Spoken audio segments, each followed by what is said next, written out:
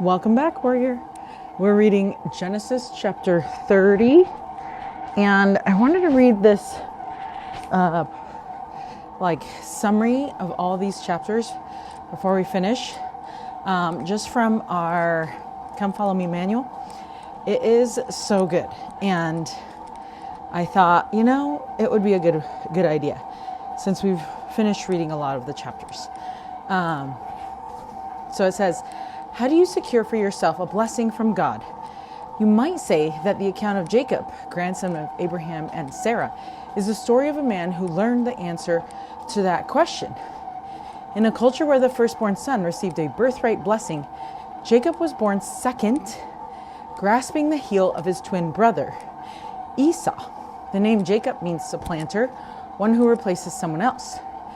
Jacob lived up to that name by trying more than once to supplant Esau as inheritor of the birthright blessing, because Esau was unworthy of it. Or at least that he didn't even want it, right?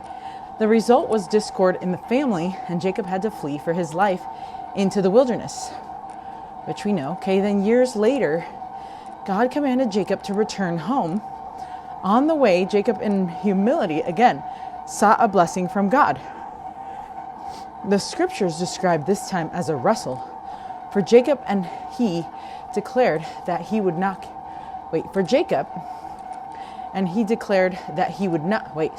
the scriptures describe this time as a wrestle for Jacob, and he declared that he would not give up, except thou blessed me. Then came the lesson and the blessing. God changed Jacob's name to Israel, meaning, among other things, let God prevail. Israel learned that to receive God's most valuable blessings, his covenant blessings, it is not necessary to supplant someone else. His blessings aren't purchased or seized or won. He gives them freely to all who live up to the name of Israel, who let God prevail in their lives. Isn't that amazing? Isn't that just beautiful? I just love the way they put that. And I was like, with all the things that we're learning from these chapters, that's the number one thing we need to take away, is that God's not gatekeeping his blessings for other people, right? They're available to all of us. Okay, so here we go. Oops, wrong chapter. Hold on. Here we go. Okay, Jacob marries Bilhah, and she bears Dan and Naphtali. He marries Zilpah, and she bears Gad and Asher. Leah bears Issachar and Zebulun, and a daughter, Dinah. Then Rachel conceives and bears Joseph. Jacob works for Laban for wages of cattle and sheep. Okay. So, who of us would love to see the journals from Leah and Rachel? Or Leah and Rachel. I would love to see those journals. They're definitely burn journals. You know what I'm saying? Okay, so verse 1. The incline is crazy. And when Rachel saw that she bare Jacob no children, Rachel envied her sister and said unto Jacob, give me children, or else I die. And Jacob's anger was kindled against Rachel.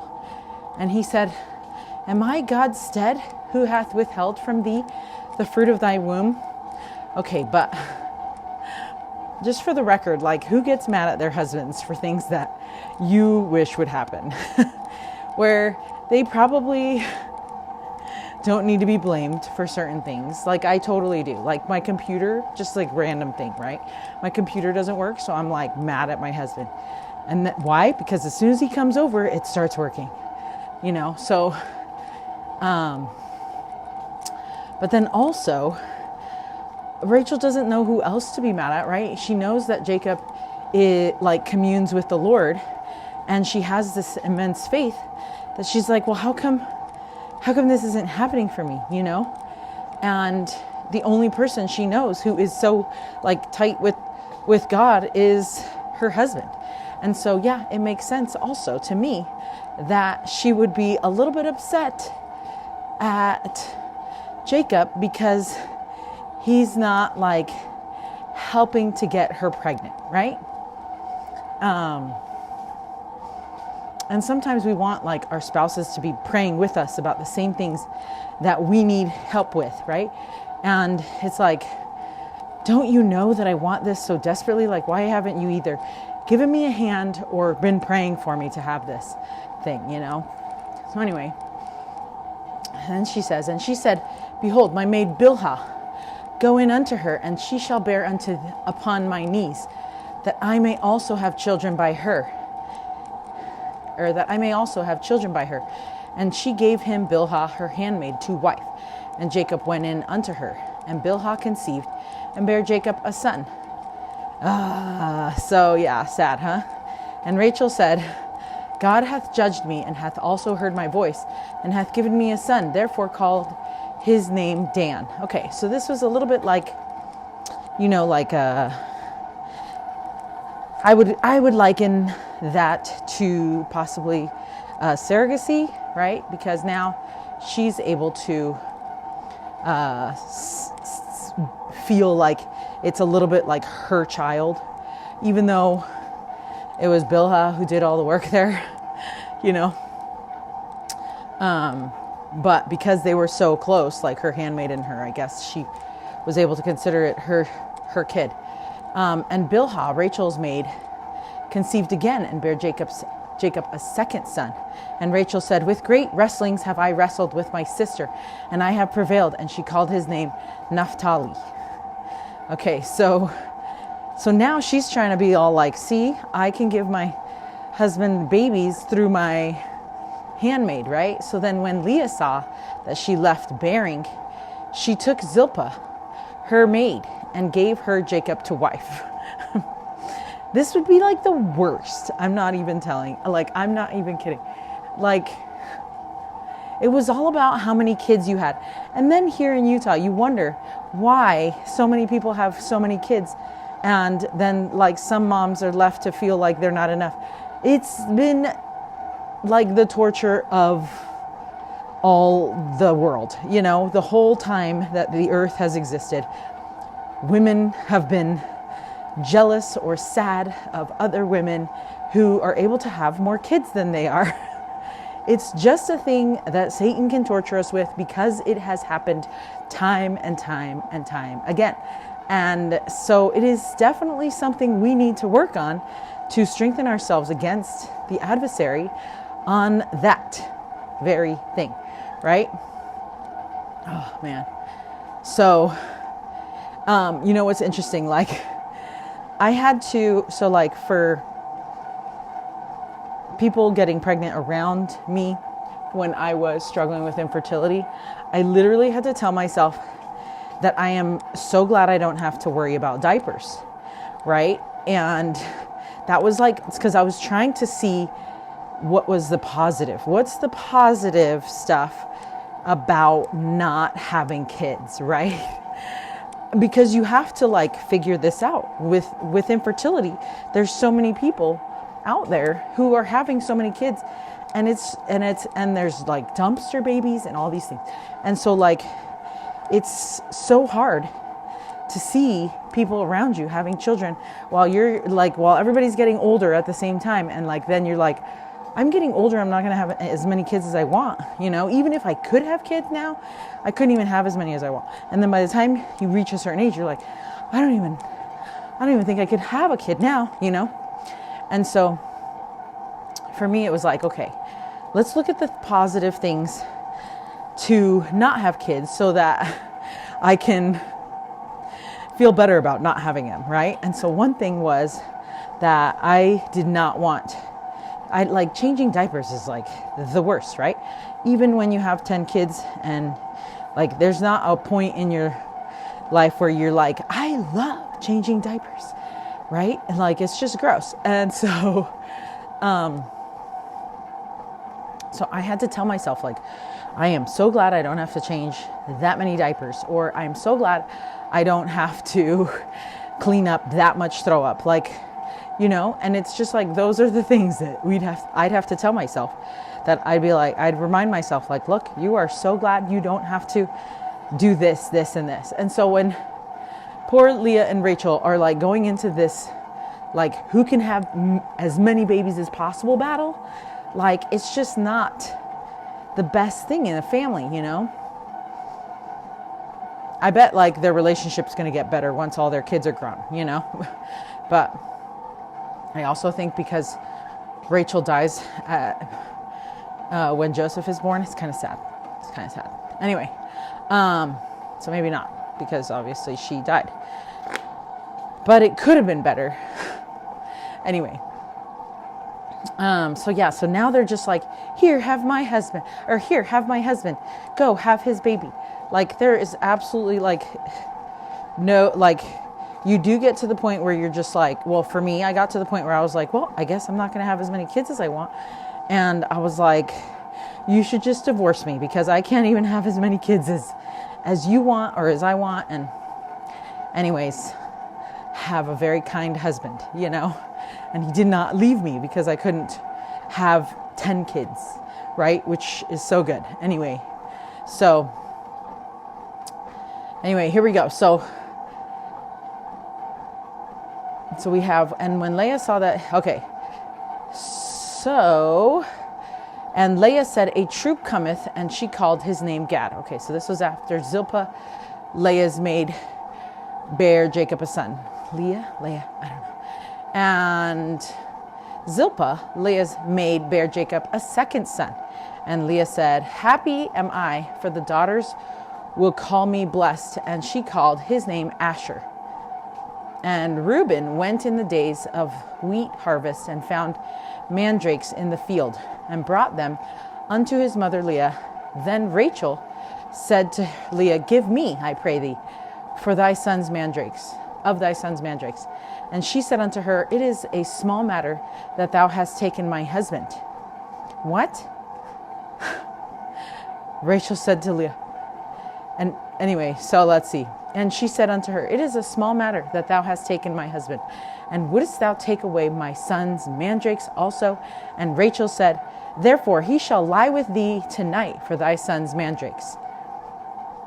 Okay, see how this is happening? First of all, Leah, what are you talking about? It is literally Rachel's husband first, even though you got to marry him first. She is the one that he wanted to marry in the first place.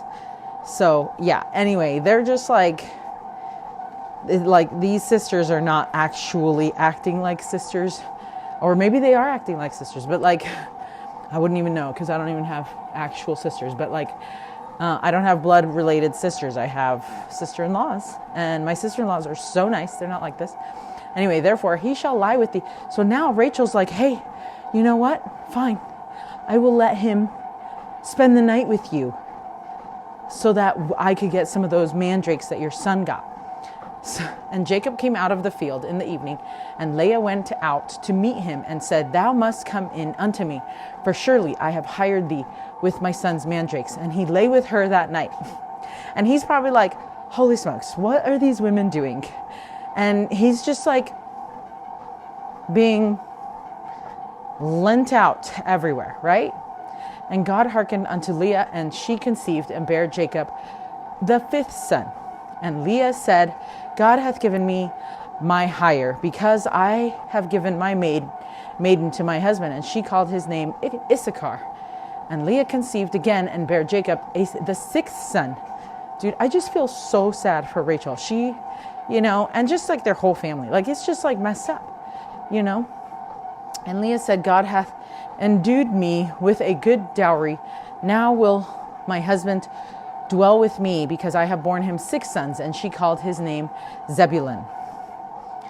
And afterwards she bare a daughter and called her name Dinah. Dude, this woman is just like popping those babies out, you know. She's just super fertile, and all of us are jealous, you know. And God remembered Rachel, and God hearkened to her and opened her womb. And she conceived, and see, this is why we cannot have the women's journals in scriptures, or else it would be worth, I don't know, 50 journals. Could you imagine how much like thicker the Bible would be if we had the female version of all these stories in the Bible? Holy smokes. It would be like, this is the Bible. And that would be like a guy had to go in and reduce it from whatever it was. Anyways, so And she conceived and bare a son, and said, God hath taken away my reproach. And she called his name Joseph, and said, the Lord shall add to me another son. And it came to pass, when Rachel had borne Joseph, that Jacob said unto Laban, send me away, that I may go unto mine own place, and to my country. Give me my wives and my children, because I literally have too many of them now, for whom I have served thee, and let me go, for thou knowest my service which I have done thee. Also, Laban's probably like, holy smokes, this family's crazy. Who knew that these sisters were going to produce this kind of, I don't know. I mean, he's probably just happy that he has grandkids, but who knew that his daughters would be like this? And you know what? He better take some responsibility about the animosity that both of them have towards each other, because it's his own fault. And so, yeah, he's probably like, yeah, you can go now. Actually, he's not. We're going to see how he is, right? And Laban said unto him, I pray thee, I have found favor in thine eyes. Tarry, for I have learned by experience that the Lord hath blessed me for thy sake. Yeah, he is able to get grandkids is what that means, even though he treated him so poorly, and he doesn't want him to leave. And he said, appoint me my wages, and I will give it. And I will give it. Yeah. And he said unto him, thou knowest how I have served thee, and how thy cattle was with me. For it was little which thou hast before I came, and it is now increased unto a multitude, and the Lord hath blessed thee since my coming. And now, when shall I provide for mine own house also? So he's just basically telling him, like, look, Laban, I brought all this stuff. Before I came, you didn't even have this stuff. And now I have all this stuff. Plus, my sons have been working here, and they've, been able to help with a bunch of stuff. And you literally only have all these things because of me, right? Because he works hard. And he's probably like, and let me take my drama somewhere else, right? Dude, like, every family's just messed up. You might think like, oh, my family's the worst, or my family's messed up, or my family this. Well, you just have to read about Jacob's family or Israel's family, and you will totally begin to appreciate your own family. Like, I'm just glad I don't have to go through all the things that they went through, right? Okay, so he says, verse 31, and he said, what shall I give thee? And Jacob said, thou shalt not give me anything. If thou wilt do this thing for me, I will again feed and keep thy flock. I will pass through all thy flock today, removing from thence all the speckled and spotted cattle, and all the brown cattle among the sheep, and the spotted and speckled among the goats, and of such shall be my hire. So shall my righteousness answer for me in time to come, when it shall come for my hire before thy face. Everyone that is not speckled and spotted among the goats, and brown among the sheep, that shall be counted stolen with me. So he's trying to give him all the clean ones, right? And Laban said, behold, I would it might be according to thy word. So he's like, sure, we'll do that. Because, Laban's probably thinking he's going to have so many things. And he removed that day the goats that were ring-straked and spotted, and all the she-goats that were speckled and spotted, and every one that had some white in it, and all the brown among the sheep, and gave them into the hand of his sons. And he set 3 days' journey betwixt himself and Jacob fed the rest of Laban's flocks. Okay, so we're at verse 37. Hold on. A couple of quotes here to get us going. Okay, so Orson Pratt about the blessings promised to Jacob through these women, okay? Okay, so now there were 6 sons, which meant half of the tribes of Israel were now born, and in circumstances that were less than peaceful, right? However, it is important to see these women as more than the complicated relationships they were experiencing. Orson Pratt says this: these 4 wives were revelators. They were prophetesses. They were individuals that could inquire of the Lord and obtain an answer from him. End quote. Orson Pratt, Journal of Discourses, Volume 20. So these were righteous women who were being tested and stretched. Leah then realized that she was no longer conceiving She also gave her handmaid to Jacob. This handmaid Zilpah then bore Gad and Asher. Now there were 8 sons. Leah's eldest son Reuben then brought home the mandrake plant, which was a rare plant. Doesn't that just remind you of Harry Potter though? Okay. Believed to help with infertility. Figured. Rachel, still hoping to conceive, asked for the mandrakes, and Leah used that opportunity to get some time with Jacob, who it seemed did not come to her any longer. Rachel was the wife Jacob loved. Rachel agreed, and Leah then conceived and bare another son, Issachar, then another, Zebulun, and then a daughter, Dinah. Okay, so apparently several more times, not just the one time, right? Now 10 of the tribes of Israel were born, 6 of them belonging to Leah. Camille Frank Olson pointed out the difficulties that each woman faced. She said Rachel had an ideal marriage, but no children. Leah had a different marriage, but a great family. Leah had a difficult marriage, but a great family. Both situations posed a temptation for the women at times to feel worthless and forgotten by God. End quote. Right? Because one had all the kids, but her husband was not. And then the other one had no kids, and her husband was with her, right? And so it's just like one of those things. It's like, what kind of family do you want, right? I guess the more kids you have, the less of a husband you have. No, I'm just kidding. I know that's not like a good generalization, but but that's like what it was for them, right? Okay, so that is such an interesting insight. These women may have felt forgotten at the time, but the truth is that they are some of the most remembered women throughout all of history. We honor them as our mothers. Nations followed after them, while their lack of understanding was a great trial for them. God knew what was in store for them. Right? Okay, so Camille Frank Olson from Women of the Old Testament. It must be like a really good book. I feel like I should read that book. I think that would be like an awesome book to read. Okay, although I think it would trigger a lot of the betrayal trauma and be like something I have to remember over and over because of the culture that they lived in. Like, here's the thing. I think betrayal trauma is what we call the torture that Satan tortures us with. And it's existed throughout all of time. And so just because we now know what to call it does not mean it did not exist back in the day. And I am sure that these women felt that exact torture because of their situations, right?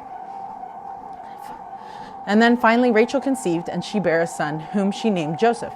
This is the Joseph who we will meet later on as the Joseph of Egypt, right? And though the 11th son, he will become the birthright son.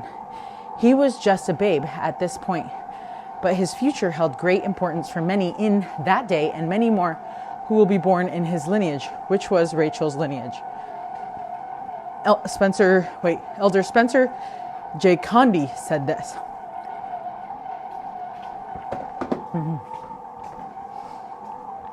In this age of 1 hour dry cleaning and 1 minute fast food franchises, it may at times seem to us as though a loving Heavenly Father has misplaced our precious promises, or he has put them on hold or filed them under the wrong name. Such were the feelings of Rachel. But with the passage of time, we encounter 4 of the most beautiful words in Holy Writ, and God remembered Rachel. And she was blessed with the birth of Joseph and later the birth of Benjamin. Oh yeah, sorry, she dies during Benjamin's birth. Anyway, there are millions on earth today who are descendants of Joseph, who have embraced, I can't read, the Abrahamic promise that through their efforts shall all the families of the earth be blessed, even with the blessings of the gospel, which are the blessings of salvation, even of life eternal. When heaven's promises sometimes seem far off, I pray that each of us will embrace these exceeding great and precious promises and never let go. And just as God remembered Rachel, God will remember you. I love that. Elder Spencer J. Condi claimed the exceeding great and precious promises, October 2007 General Conference. Okay.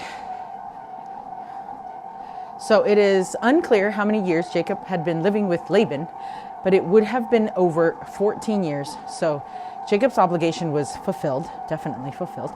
Jacob, who had been there the original 7 years, and then had 11 sons and some daughters. 7 of the children were born to Leah, and she even considered herself at one point to be no longer bearing children, so that can give us some idea how long they might have been there. Jacob was Isaac's birthright son, and that carried great responsibilities. Jacob also would have known that he was not raising his family on the land that the Lord himself said would be theirs. So for many reasons, Jacob needed to take his family and return home. Jacob needed to deal with Laban before he left, and Laban had a history of doing deceptive things in order to get his way. Can we remember?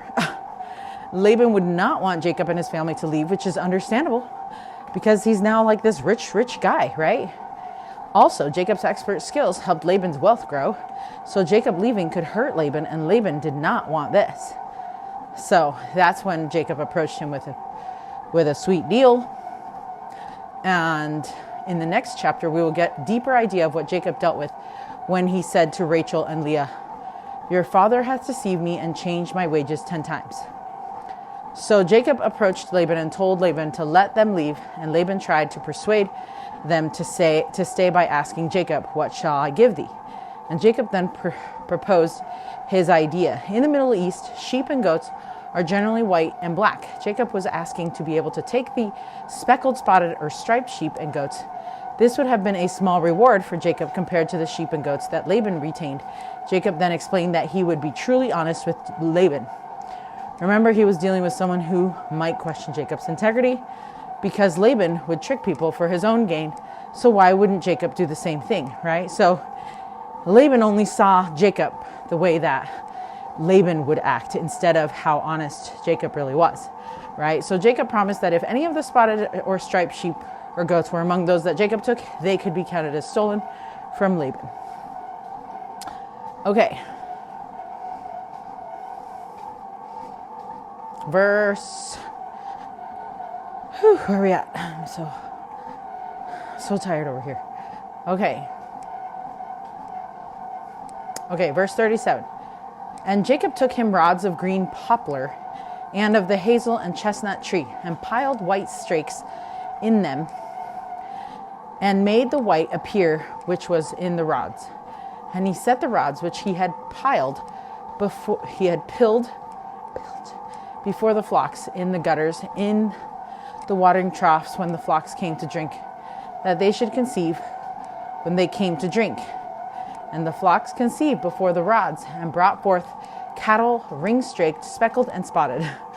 And Jacob did separate the lambs, and set the faces of the flocks toward the ring-straked, and all the brown in the flock of Laban. And he put his own flocks by themselves, and put them not unto Laban's cattle.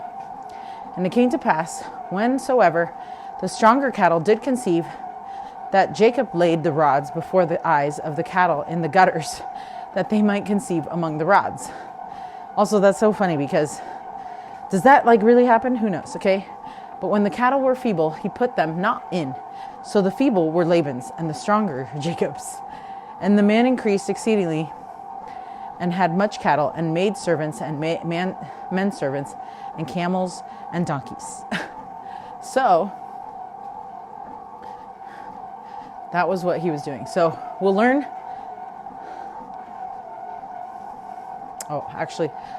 So then says, but this did not stop Jacob from getting his reward, so he could depart. He took some branches and peeled them, apparently a common superstition of the day, and waved them before the flocks, and put them in the watering area. And then the flocks, when they had conceived and bore striped and spotted sheep, the word cattle in verse 39 means sheep, then that means that those were his, right? So we'll learn in the next chapter that Jacob had received a vision, and that God was going to help right his wrong. So we can understand that it was not the branches that caused this miracle, but it was God's work, of course. Isn't it funny that when we think we're the ones doing stuff, it's actually the Lord doing stuff for us? Yeah, because it's not us. We literally do almost nothing.